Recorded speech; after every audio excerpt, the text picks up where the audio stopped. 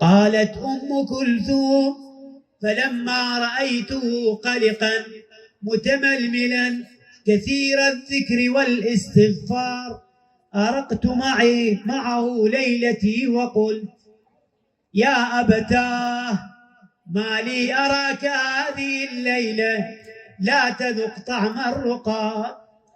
والله الليلة من دون الليالي ما غمضت عيونك يا والي.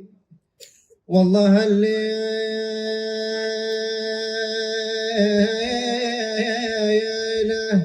من دون الليالي والله ما غمضت عيونك يا والي.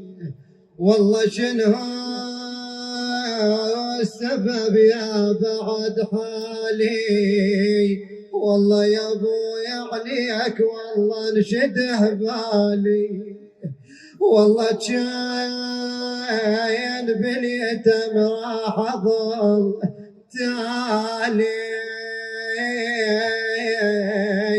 والله والبيت منك يا ابويا يظل خالي.